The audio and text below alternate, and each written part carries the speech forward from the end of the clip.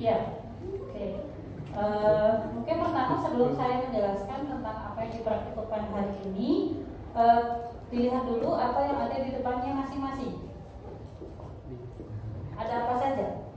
Kita buntu di tengah-tengah sini. Nih, lihat, boleh lihat ada apa saja, tabungnya tulisannya apa, kemudian ada kertas-kertas apa saja di situ. Ada 4 set ya, di setiap meja itu ada masing-masing. Ya, untuk kertasnya isinya apa aja, kemudian tabung itu tulisannya apa aja, jadi biar bisa lebih terbayangkan. Sudah?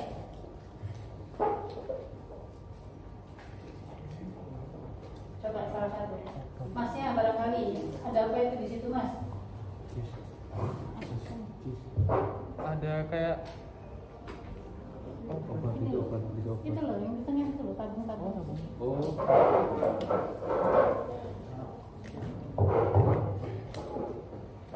Itu loh ya, yang di tengah-tengah sini loh. Kan ada masing-masing di depan masing-masing meja ada tabung-tabung kan, kemudian di sebelah sebelahnya ini ada sesuatu. Ada plate, silakan dilihat apa, kemudian ada kertas-kertasnya, silakan dilihat apa itu. Sudah? Apa itu kira-kira? Tadi pagi udah di share ini ya, apa namanya PPT-nya ya? Iya. Ya, belum pernah dibaca? Sibuk ya. Oke. Ya, seenggaknya sudah lihat bahannya. Ini adalah praktikum kita kali ini adalah tentang antimicrobial sensitivity test. Ini adalah metode yang paling sering digunakan mahasiswa S1 kalau mengerjakan tugas akhir di mikrobiologi. Gitu. Jadi seandainya nanti ini masih semester berapa? 1, 3? 3. Tugas akhir semester berapa? 6. 7, 6 bikin proposal mengerjakan 7 ujian ya, amin. Habis itu lulus ya. Itu profesi jadi apoteker. Amin, mudah-mudahan lancar semuanya ya. Jadi ini ya, praktikum ini kenapa kok paling sering nanti kita lihat ya. Jadi uji ini adalah untuk menentukan apakah sebuah substansi itu sesuatu yang zat yang diujikan itu memiliki potensi antimikroba atau tidak, gitu. Ya, kalian tahu beberapa lama waktu yang diperlukan untuk menemukan antibiotik baru untuk riset hingga antibiotik baru itu bisa dipasarkan? Hah? 12 tahun? Yo. Iya dong. Ya, kurang lebih segitu ya, sekitar 10 sampai 15 tahun. Dan itu dimulai pada saat Anda atau seseorang menemukan suatu zat baru yang sepertinya punya potensi untuk menjadi obat antimikroba yang baru. Gitu. Kalau misalnya Anda tidak pernah penelitian tentang itu, maka ya sudah, obatnya yang antibiotik antimikroba yang kita punya ya itu aja, gitu ya. Padahal apa ancamannya? Untuk saat ini banyak antibiotik yang tidak bisa dipakai lagi karena resistensi, sehingga harus terus ada penelitian tentang ini, menemukan suatu antibiotik yang baru ya. Kemudian juga bisa digunakan untuk menentukan antimikroba mana yang bisa diberikan kepada pasien. Kalau Anda nanti jadi apoteker, bekerja di farmasi klinis, maka ini sangat-sangat menentukan. Apa? Karena Anda juga berperan menentukan apakah antibiotik ini bisa diberikan ke pasien atau tidak. Dalam satu komite, Anda harus duduk bersama dengan dokter spesialis mikrobiologi, dengan klinisi juga dalam komite PPRA ya, pengendalian resistensi antibiotik. Ini tulisannya nggak terlalu jelas ya. AST atau antimicrobial sensitivity test ini ada 2 metodenya. Yang satu dilution, yang satu diffusion. Kalau dilution itu yang ada di tabung-tabung itu, karena prinsipnya adalah pengenceran ya. Yang hari ini maksudnya, ini kan tube dilution test. Kemudian yang ada di plate itu hari ini kita pelajari diffusion test. Sebetulnya dilution test pun nggak selalu ada di tabung, bisa di agar ya.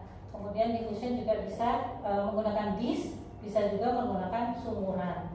Itu nanti tergantung zatnya yang akan Anda teliti itu apa. Yang hari ini dipraktikumkan yang dua ini, ya, distribution dengan disk diffusion test. Ya. Ini nanti banyak dilakukan juga pada saat tugas akhir. Jadi tergantung substansi yang Anda teliti itu paling mana, metode mana yang paling baik untuk digunakan untuk diuji. Kadang-kadang ada yang tidak bisa menggunakan substitution test, misalnya karena ekstrak yang digunakan itu terlalu keruh. Sedangkan prinsipnya di sini adalah kita melihat keruh dan jernihnya cairan. Contohnya seperti itu. Nah, jadi akan beralih, mungkin lebih baik menggunakan agar dilution test atau metode yang lain, atau mungkin tidak soluble pada air. Gitu. Karena di sini metodenya yang kita gunakan adalah metode basicnya kan air ya. Kalau misalnya dia lebih tinggi kadar minyaknya, misalnya minyak atsiri dan sebagainya, maka tidak mungkin dilakukan substitution test. Itu. Oke. Prinsipnya adalah ya challenging apa maksudnya? Mengujikan antara mikroorganisme dengan antimicrobial agents dalam cairan. Ya. Dibuat konsentrasi yang bertingkat, serial dilution, maksudnya jadinya biasanya kita untuk pertama kali pasti dibuatnya ini double dilution. Jadi pengencerannya setengah dari konsentrasi maksimumnya. Jadi misalnya contohnya seperti ini, konsentrasi maksimumnya misalnya 64 mikrogram per mililiter, maka pengenceran selanjutnya adalah setengahnya. Jadi konsentrasi selanjutnya 32 dan seterusnya. Nanti kalau misalnya pada saat pengujian pertama ditemukan, ini mulai ada perubahan pada saat antara 64 sampai 16 konsentrasi, maka pengujian selanjutnya dibuat pengenceran lagi tapi dengan konsentrasi antara 64 sampai 16 mikrogram per gram. Seperti itu. Mungkin masih belum terbayang sebagian. Ini prinsipnya serial dilution sama antibiotik amat in liquid medium ya. Jadi pertama yang dilakukan adalah kita menyiapkan bakteri yang mau diujikan dulu. Jadi kan nggak semua satu antibiotik langsung diujikan pada semua bakteri yang ada misalnya di gastrointestinal tract, itu nggak mungkin. Pasti kita melihatnya satu persatu. Kita misalnya pengen melihat kasusnya aja ya. Contohnya misalnya ekstrak daun eukaliptus misalnya terhadap apakah dia mempunyai potensi antimikroba terhadap Staphylococcus aureus. Contohnya seperti itu. Itu yang dijadikan judul tugas akhir. Maka kita melihat menyiapkan kultur dari bakteri Staphylococcus aureus itu tadi. Ya, siapkan. Kemudian juga daun eukaliptusnya juga dibuat ekstraknya, disarikan sehingga benar-benar murni gitu. Lalu dibuat cairan.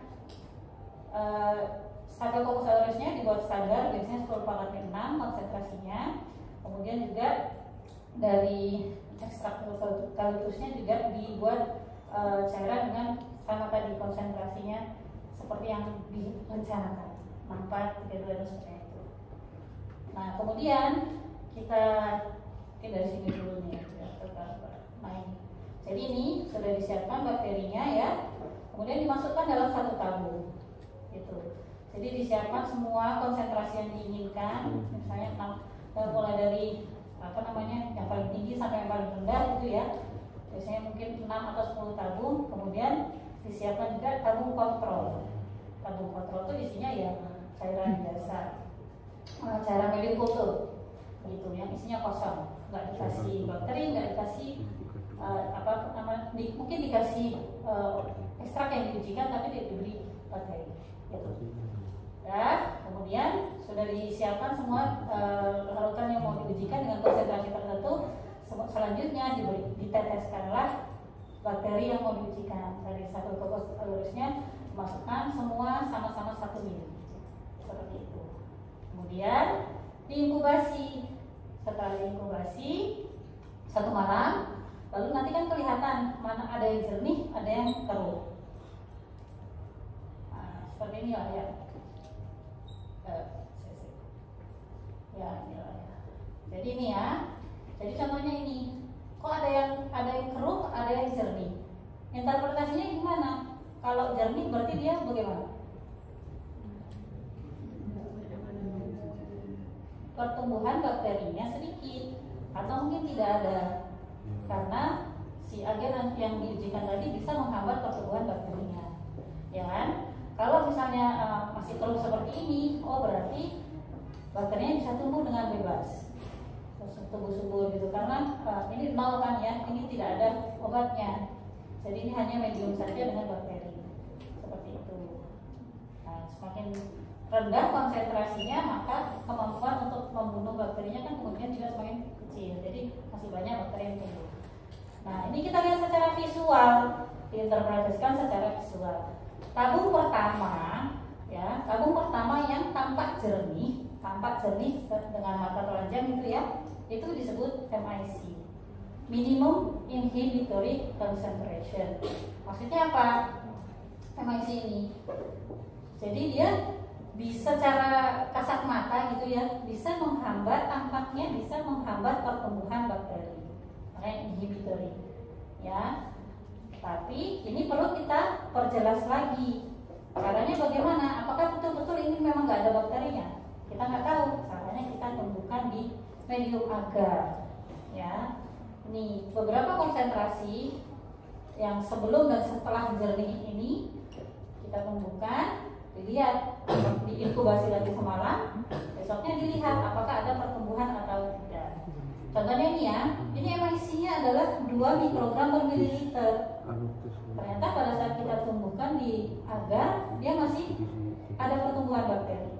Tapi dia belum bisa membunuh, hanya bisa menghambat. Nah, pada saat yang benar-benar sudah bersih plate-nya, tidak ada pertumbuhan bakteri sama sekali di agar, itulah MIC-nya.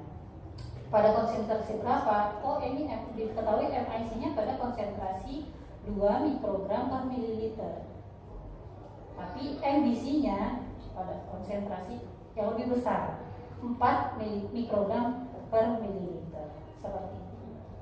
Disinilah dia disebut MBC, bisa benar-benar membunuh bakterisidal. Ya, ini salah ya. Jadi ada salah di tulisan di sini. Ini harusnya minimal bactericidal concentration atau MBC. Lowest concentration or highest dilution of substance preventing growth on solid medium. Ya, dia evaluasinya kalau MBC pada medium padat, pada medium agar. Oke? Ada pertanyaan sampai di sini?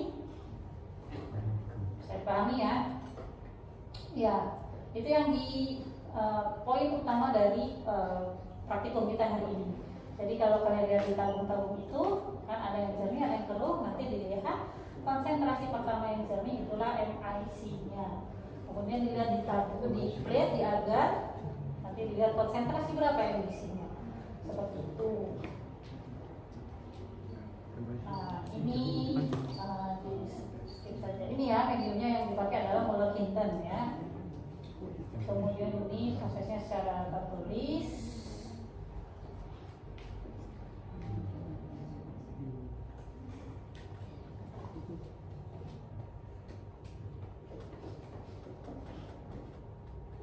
Ini ada videonya.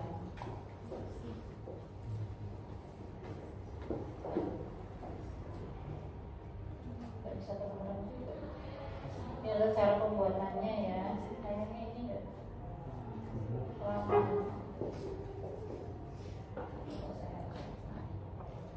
Oke, di skip saja dulu lah ya videonya. Ini untuk yang contoh kasus ya. Di interim reportnya sudah dilihat juga, hampir sama ya. Contoh kasusnya seperti ini. Untuk MIC-nya kira-kira yang mana nih? Kalau dari tabung ini kelihatan ya. MIC-nya yang mana? Hah? 16. Ini 64, konsentrasinya 64 mikrogram per mililiter, 32, 16, 8, 4, 2, 1. 16. Ini 8. Ya, ini masih jernih. Ya, ini jernih. Yang ini sudah mulai keruh. 4 sudah mulai keruh. Nah, kalau di sini biasanya yang diambil konsentrasinya adalah konsentrasi 8 8 ini, kemudian 4 dan 16. Ini pada saat kita praktikum ya, tapi nanti kalau pas beneran misalnya kalian menguji tugas akhir bisa jadi ada 10 konsentrasi yang diujikan. Itu. Ini kita buat lebih simpel. Nah, kalau ini emisinya yang mana? Ini 8, 16, 32. Hah? 8 ini masih ada pertumbuhan ya. Padahal tadi kan 8 kan ya, kayaknya udah jernih 8. Nah, ini 16, ini 32. Kenapa 32? Bersih. Hah? Bersih. 16 belum bersih. Kan 1 di 1 itu. Ini loh. Iya. Ya, bolehlah. Oke. Ya, udah paham ya, MIC dan MBC. Oke. Ya, kemudian kita ke distribution test. Jadi itu ada plate, ada beberapa plate di masing-masing meja itu ya. Ada yang itu adalah bagian dari tube dilution dan tadi untuk menentukan MIC dan MBC. Jadi bagian dari tube dilution test. Ya, ada juga yang merupakan distribution test. Dilihat ya. Jadi ini meskipun ini di agar, di plate, tapi judulnya tetap tube dilution test. Oke, karena ini adalah serangkaian dari tabung sampai ke agar. Jangan keliru dengan ini. Ini diffusion test. Ya. Kalau ini memang kita menggunakan tidak menggunakan tabung dan di sini kita menggunakan disk. Ya. Tadi contohnya misalnya zat yang mau diujikan itu berupa minyak gitu ya, tinggi kandungan minyaknya, maka kemungkinan kita akan menggunakan diffusion test. Caranya seperti ini. Jadi intinya adalah kita mengujikan isolat bakteri dengan disk yang diisi substansi seperti itu. Kalau pada di rumah sakit disknya itu sudah jelas gitu ya, disk antibiotik dengan dalam disk dengan ukuran yang sudah terstandar. Itu nanti yang akan kalian lihat di sini. Jadi disknya ini ditempatkan di permukaan agar. Kemudian dilihat agarnya ini sudah ada bakterinya, gitu ya. Kemudian diinkubasi bersama-sama dalam waktu mungkin 24 jam. Seperti itu baru besoknya dievaluasi. Setiap disk mengandung substansi yang spesifik dalam konsentrasi yang spesifik. Gitu ya. Kalau tadi di rumah sakit seperti yang diujikan hari ini adalah isinya antibiotik. Tapi kalau misalnya kalian tugas akhir maka isinya yaitu tadi misalnya something A gitu ya, zat A gitu ya. Dalam konsentrasi yang bermacam-macam. Kemudian kalau distribution test ini kita harus membandingkannya dengan tabel yang judulnya ini. Tabel yang dikeluarkan oleh Chief CLSI ya. Misal apa gitu tulisnya? Committed on CLSI itu Committed on Clinical Laboratory Standard. Lupa saya. Ya sih, CLSI ya. Jadi untuk menentukan performance dari standar antimicrobial susceptibility test ini berlaku sama untuk seluruh dunia. Jadi misalnya kalian nanti berkesempatan mungkin kerja di Taiwan atau kerja di London atau di mana ya sama. Tapi di Amerika punya nih, ya. Kalau di UK, di Eropa biasanya pakai yang punyanya Eropa. Smith namanya. Ini punyanya Amerika ya. Kita pakai ikut Amerika. Metodenya ini ada bermacam-macam. Yang kita gunakan adalah metode Kirby-Bauer. Ini ingat-ingat ya, nama Bapak Kirby-Bauer ini ya. Sering kuliah juga ini kalau di ujian. Prinsipnya seperti ini ya. Jadi kita pertama menyiapkan plate-nya dulu.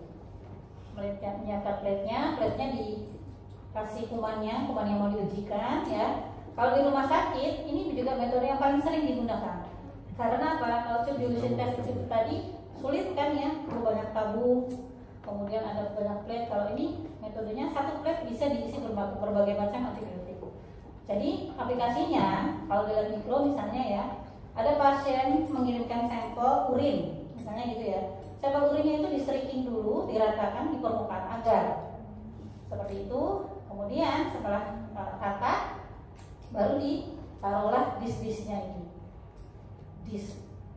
ampicillin, penicillin, kemudian ada gentamicin dan sebagainya, bermacam-macam disnya. Kemudian dikumpulkan sampai lama ke semalam, dilihat besoknya mana yang bisa membentuk zona inhibisi. Ini yang bulat-bulat di sekitar disnya, itu berarti zona bening yang tidak ada pertumbuhan kumannya. Seperti itu. Oh ini misalnya dari urin, oh ini di sekitar dis fosfomisin tidak ada pertumbuhan bakteri dan jumlah diukur lebarnya menggunakan satuan milimeter. Oh ternyata misalnya lebarnya zona inhibisi dari ujung sini ke ujung siku itu lebarnya misalnya 20 mm. Baru dibandingkan dengan tabel CLSI. Oh kalau 20 mm di tabel CLSI, oh itu berarti intermediate, belum sensitif. Misalnya seperti itu, belum sensitif atau susceptible. Jadi ada R, S dengan I biasanya. Kalau R itu resisten, I itu intermediate, S itu susceptible atau sensitif. Hanya antibiotik yang S saja biasanya direkomendasikan untuk menjadi terapi utama bagi pasien. Seperti itu ya. Nah, kalau misalnya kalian mengujikan tadi tugas akhir, ini disnya ya diisi dengan berbagai konsentrasi dari zat yang diujikan. Seperti itu. Oke, bisa juga ini banyak ya aplikasinya. Bisa juga misalnya Anda membandingkan potensi antara vancomycin dengan fosfomisin misalnya untuk melawan bakteri E. coli atau bakteri Staphylococcus aureus, bisa dengan menggunakan ini juga. Seperti itu. Nanti bisa juga jadi tugas akhir. Ya, contohnya. Ini tabelnya ya, sensitif, kemudian ada pertengahan ini moderate atau moderate sensitif atau intermediate ya, kemudian ada resisten. Ini harus diukur. Yang sering lupa adalah mengukurnya adalah satuan apa? Milimeter. Jadi mungkin nggak hasilnya 0. Yang diukur apa? Zona inhibisi. Ya kan? Kalau kayak gini nih diukur dari ujung ke ujung. Diameter bukan jari-jari. Masih ingat ya, jari lingkaran ya. Jadi itu bukan dari tengah dis ke ujung ya. Sekali lagi. Dari ujung tidak ada bakteri sampai ke ujung tidak ada bakteri. Kadang-kadang tuh ada yang samar-samar, masih ada sedikit-sedikit pertumbuhan bakterinya. Cari yang paling bersihnya, zona yang paling bersihnya. Nah kalau seperti ini kadang-kadang susah diukurnya. Kalau seperti ini berarti apa? Tidak ada zona inhibisinya. Misalnya ini antibiotik A, berarti apa interpretasinya? Resisten kenapa? Bakterinya masih bisa tumbuh. Bakterinya masih bisa hidup. Berarti si antibiotik yang ada di dalam dis ini tidak bisa menghambat pertumbuhan bakterinya. Kita tulisnya berapa angkanya? 1, 0? Salah semua. Yang benar 6. Kenapa kok 6? Karena ukuran disnya itu 6 mm. Kan yang diukur adalah diameter. Ya, nggak mungkin 0. Ya. Oke. Itu sering jadi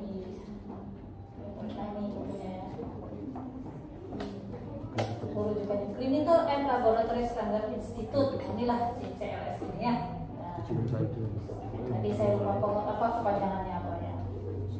Nih contohnya amoxicillin. Kalau kita temukan diameter dari zona inhibisinya misalnya 40 gitu, berarti dia lebih dari sama dengan 23, berarti dia sensitif dan bisa diberikan untuk pasien. Mobilnya begitu ya.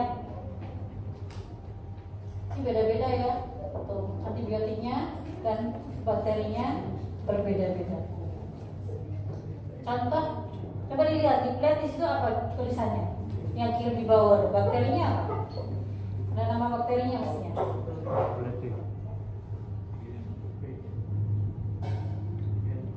Nama yang di sini apa dia? Nama bakterinya apa? Nama bakteri yang ada di tertulis di plate itu? Di plate-nya kiri di bawah.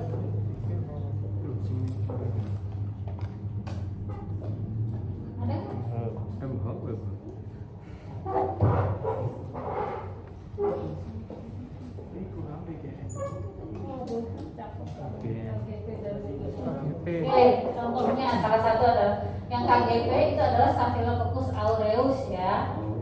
Oke. Kemudian yang BGN itu adalah E. coli. Itu kodenya itu ya. Oke. Saya lanjutkan ya. Ini ada videonya juga sudah pembuatannya. Tadi sudah saya jelaskan ya. Ini contoh kasusnya seperti ini. Ini adalah metode Kirby Bauer antimicrobial sensitivity test untuk E. coli. Ya, ini ada A, B, C, D, E, F, G, H, I, J, K, L. Ya, ini di sini contohnya nih. I adalah amoxicillin ya, no inhibition zone 6 mm. Nah, di antara ini gimana tahunya? Kita memilih yang mana? Tahunya gimana? Berdasarkan tabel. Dilihat di Tabel CLS. Di tabel CLS-nya. Bisa dilihat tabel CLS-nya? Ya. Mana yang dipilih? K. Levofloxacin. Yang pertama apa? Urutan pertamanya apa? E. coli bisa dikasih levofloxacin nggak? Nggak bisa. Tidak bisa. Hah? Tidak. Di tabelnya nggak ada. Di tabelnya nggak ada. Iya, tabelnya kurang lengkap berarti kalau gitu ya. Iya, karena itu bukan tabel aslinya ya. Ini tabel aslinya. Kalau sekarang di rumah sakit udah enggak ya prinsip kita masih pakai begini ya. Tapi seringkali yang kita lakukan kalau rumah sakitnya kecil masih pakai metode ini. Tapi kalau rumah sakitnya besar seperti Saiful Anwar dengan pasien yang bisa sampai 200-300 sampel per hari, kita pakainya mesin sudah otomatis seperti itu ya. Tapi kalau misalnya di lab tertentu di Persima aja masih pakai begini mungkin ya. Iya. Oke. Nanti kita tabelnya ini sama lah serupa ya. Oke. Ya, saya rasa sudah untuk pengarahannya. Ada pertanyaan? Belum ada.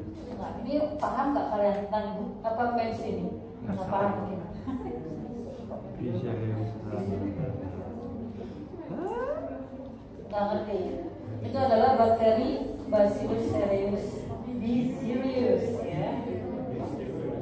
Oke, saya rasa sudah. Itu saja. Oh, ini di kalian. Oke, ya Allah. Jadi di kalian itu ada.